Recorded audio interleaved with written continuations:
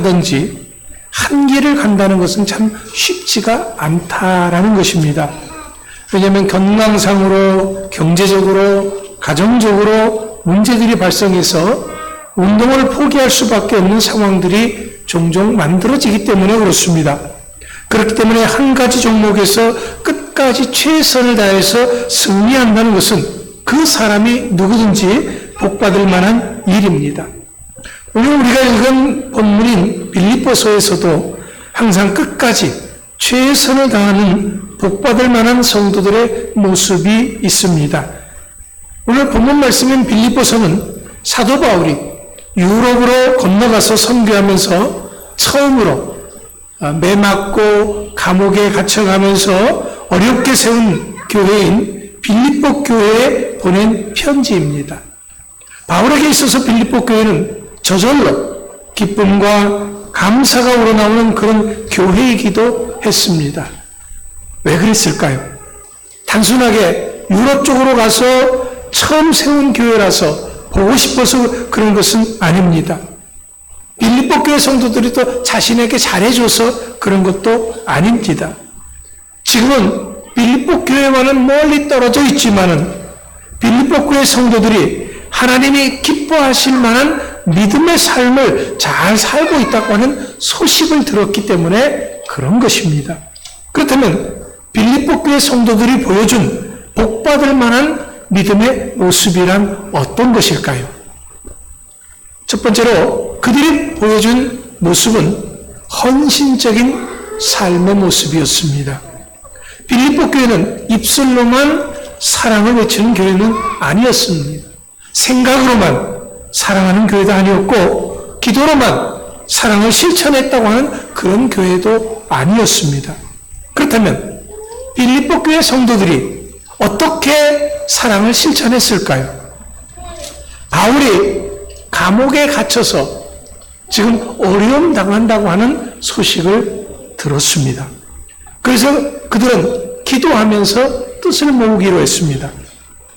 결론은 바울을 위해서 연보를 하기로 했는데, 그런데 다들 어려운 가운데서도 생각보다 많은 연보가 모아졌습니다. 하지만 아직 해결되지 않는 한 가지 문제가 있었습니다. 그것은 연보는 모아졌는데 그렇다면 누가 이 연보를 바울에게 전달하느냐라는 거죠. 연보가 뭐예요? 헌금입니다. 쉽게 말하자면 같이 이렇게 마음을 같이 해서 모은 그런 돈을 연보라 그렇게 얘기를 합니다. 자, 당시에는 지금처럼 은행에 있어서 온라인으로 이렇게 송금할 수 있는 그런 제도가 있었던 것이 아니었습니다. 바울에게 자신들이 모아진 그런 연보를 전달하기 위해서는 누군가는 나서야 합니다. 하지만 선뜻 내가 하겠습니다 라고 나설 수 있는 상황은 아니었습니다. 왜냐하면 각자가 다 자기 일들이 있지요. 다 나름대로의 이유가 있어서 나서지를 못하는 것입니다. 자, 상황이 이렇게 되자 다시금 그들이 모여서 기도하고 방법을 찾습니다. 그런데 그럼에도 불구하고 뾰족한 수가 없습니다. 이때 에바브로디도라고 하는 사람이 나서서 이 일을 감당하기로 합니다. 에바브로디도는 이름 뜻 그대로 매력 있는 사랑스러운 사람이었습니다. 바울은 이런 그를 가리켜서 나의 형제, 함께 수고하고 함께 군사된 자, 내게 쓸 것을 돕는 자라고 언급하기도 했습니다. 나중에 그는 빌립보서를 이 빌립보 교회에 전달하기도 한 사람입니다. 하지만 빌립보에서 로마까지는 가까운 거리가 아닙니다. 육지로만 갈 수 있는 것도 아닙니다. 배도 타야 됩니다. 그러니까 이 빌립보에서 로마까지 간다고 하는 것은 쉽지가 않다라는 거지요. 또 누군가가 이 에바브로디도가 뭔가를 돈을 가지고 가지고 간다는 것을 알면은 어떤 일이 벌어져요? 또 강도가 될 수도 있는 그런 상황입니다. 빌립보 교회는 바울에게 물질만을 전하는 것이 아니라 누군가 이렇게 직접 사람이 나서서 헌신했던 것입니다. 이렇게 연보를 받은 다음에 바울은 빌립보서 4장 18절에서 이런 고백을 합니다. 내게는 모든 것이 있고 또 풍부한지라 에바브로디도 편에 너희가 준 것을 받음으로 내가 풍족하니 이는 받으실 만한 향기로운 제물이요 하나님을 기쁘시게 한 것이라. 빌립보 교회 성도들이 모아서 바울에게 전달한 것이, 그것이 바로 하나님을 기쁘시게 한 것이 되어졌다라는 거죠. 그렇습니다. 이런 헌신이 하나님을 기쁘시게 하는 것입니다. 뿐만 아니라 에바브로디도는 이렇게 먼 길에 와서 자신의 건강조차도 돌보지 않고 바울을 감옥에서 도와줬습니다.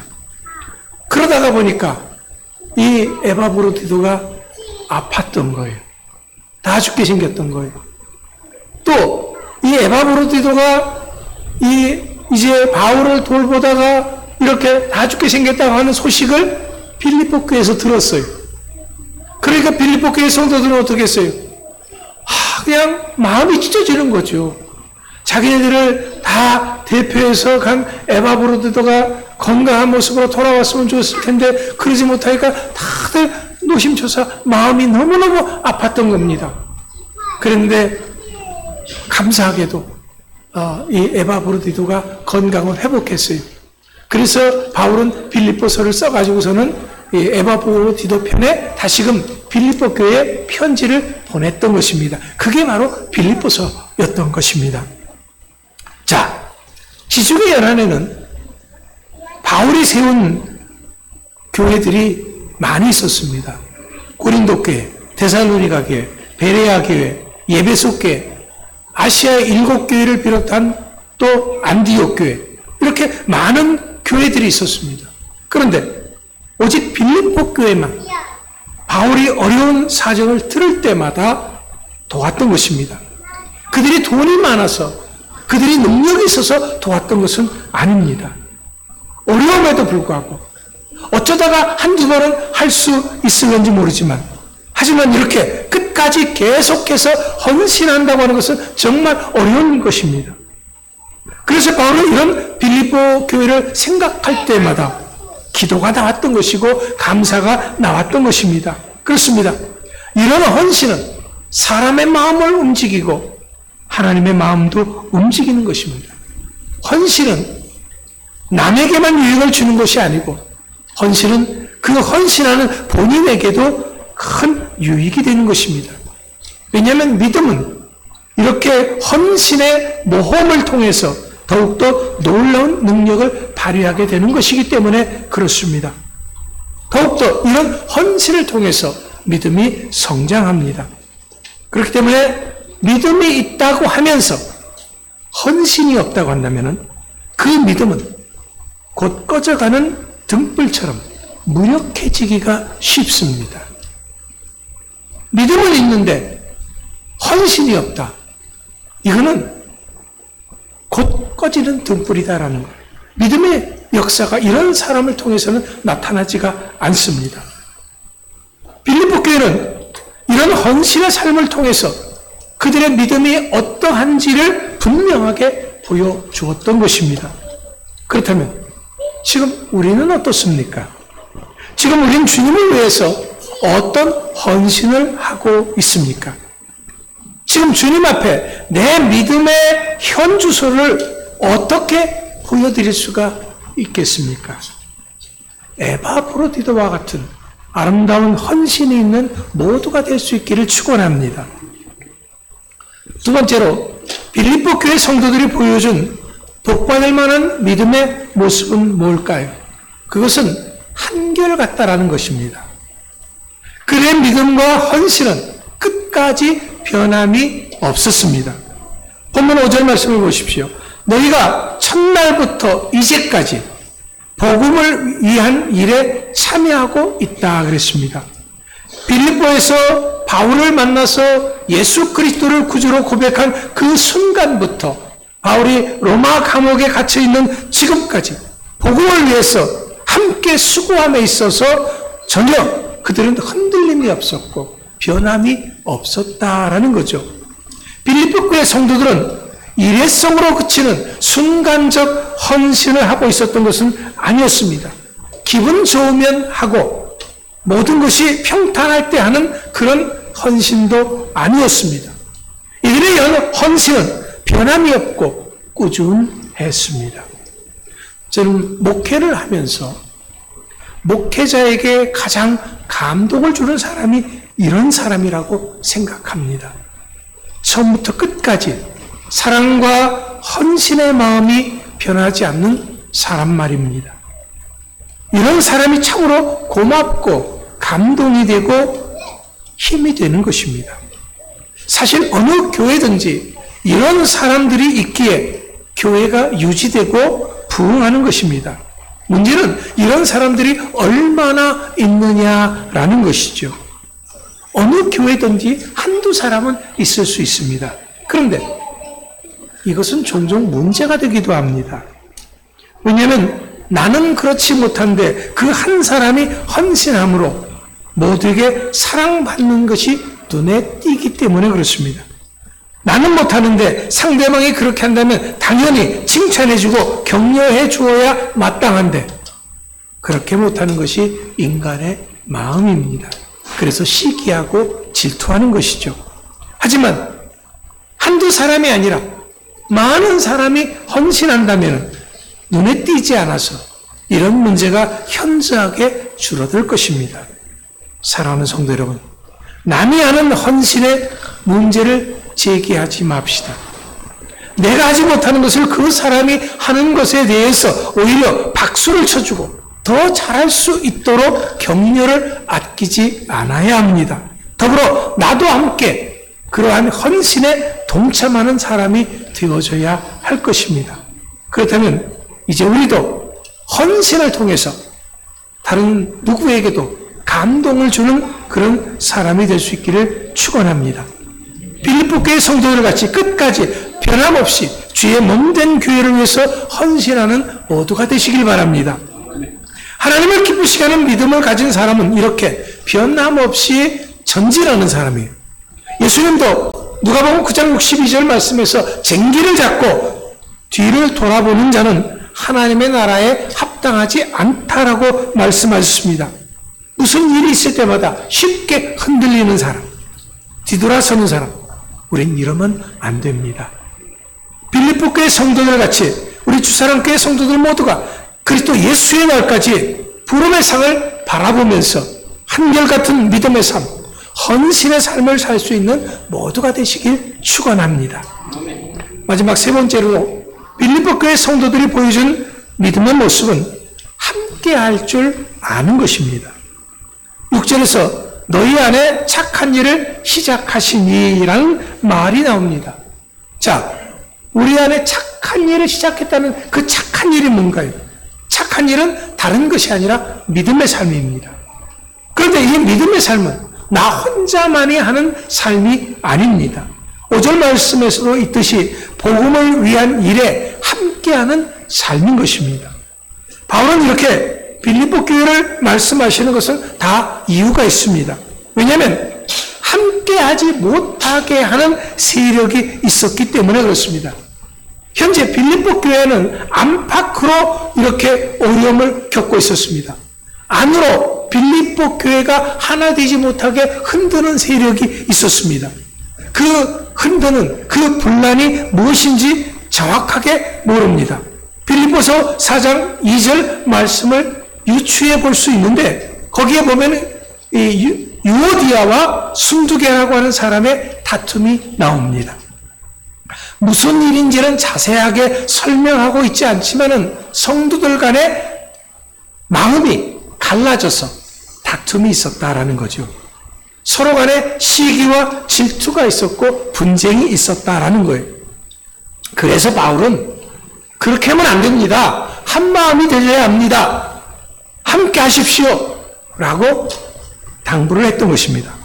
또 또한 빌립보 교회는 바깥으로는 유대교 율법주의자들의 거센 세력의 도전이 있었습니다. 이들은 말씀보다는 율법을 더 지켜야 한다고 강요를 했던 것입니다. 아직도 많은 기독교 유대인들이 과거 율법의 틀 안에서 벗어나지 못하고 있었던 것입니다. 그러나 지금 그보다 더 중요한 것은 예수님의 말씀입니다. 왜냐하면 구약은 예수님의 말씀 안에서 새롭게 해석이 되어져야 하기 때문입니다. 바울은 지금 빌립보 교회 안에 이런 일들이 있었지만 그럼에도 불구하고 성도들이 함께 할 수 있을 때 모든 안팎의 세력을 이겨내고 승리할 수 있다는 것을 강조하고 있는 것입니다. 성도들이 흩어져서는 안 된다라는 것입니다. 여러분, 우리가 아는 교회란 것이 무엇입니까? 교회는 예수 그리스도를 구주로 고백하는 그 사람들이 모인 무리 그 자체를 말하는 것입니다. 그러니까 교회는 결코 혼자일 수가 없는 것입니다. 예수님께서도 분명히 마태복음 18장 20절 말씀에서 두세 사람이 내 이름으로 모인 그곳에 나도 그들 중에 있느니라 말씀하셨습니다. 우리가 믿는 하나님은 독불장군이 아닙니다. 우리 하나님은 삼위일체 하나님이십니다. 우리 하나님은 합력하여 선을 이루시는 하나님이십니다. 엘리야 선지자도 열왕기상 19장 10절 말씀에 보면 오직 나만 남았다라고 생각할 때 그는 낙심하게 되어졌습니다. 그렇습니다. 혼자 있으면 감정 기복이 심해지고 우울해지고 병도 생기는 것입니다. 그래서 전도서 4장 11절 12절 말씀에 이렇게 말씀하고 있습니다.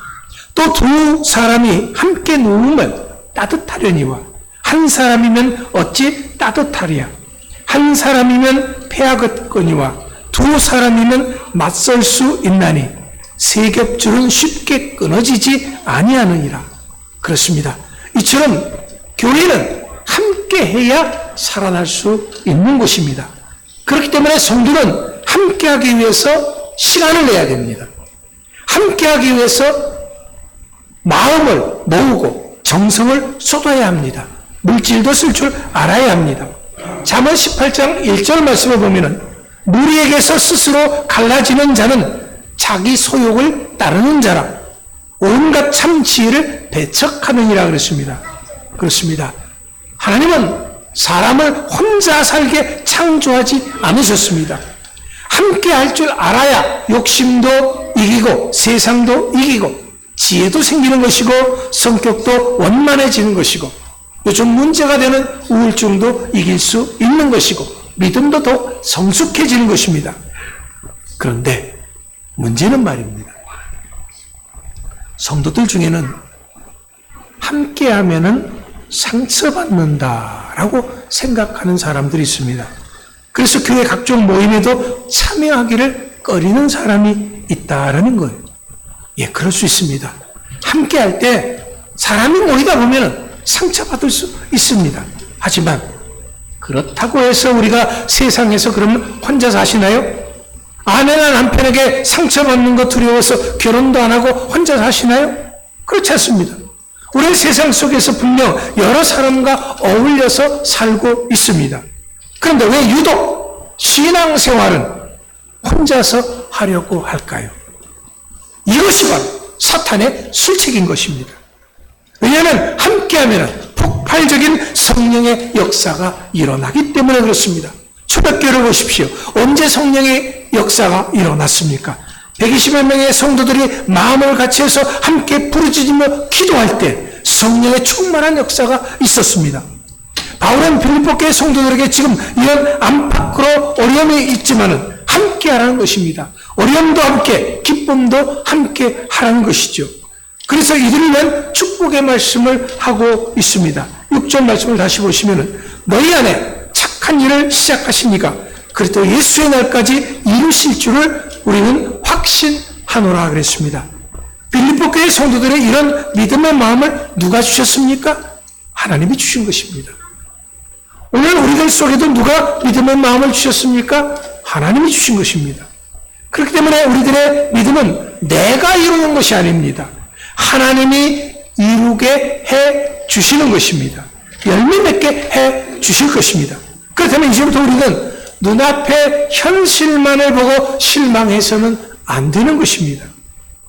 헌신적인 믿음의 삶, 한결같이 변함없는 믿음의 삶, 끝까지 함께하는 믿음의 삶은 하나님이 시작하셨기 때문에 하나님이 이루실 것입니다.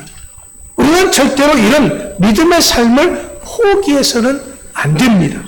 이제부터 그래도 예수의 날까지 하나님이 기뻐하실 만한 믿음의 삶을 살아갈 수 있는 모두가 될 수 있기를 간절히 축원합니다. 기도하겠습니다. 하나님 감사합니다. 오늘도 우리 주사랑교회를 사랑하여 주시사 빌립보 교회보다도 더 사랑받는 교회로 든든하게 성장하는 교회로 만드시고자 귀한 말씀을 주셨는 줄로 믿습니다. 우리 성도들이 끝까지 헌신하고 마음을 같이하고 변함없이 전진할 수 있는 축복의 삶을 살아가는 모든 성도들 되게 하여 주시옵소서. 주께서 붙잡아 주시고 역사하여 주실 것을 믿고 감사드리며 우리를 구원해 주신 예수님의 이름으로 기도하옵나이다. 아멘. 우리 다 같이 일어나서 찬송 180장 드립니다.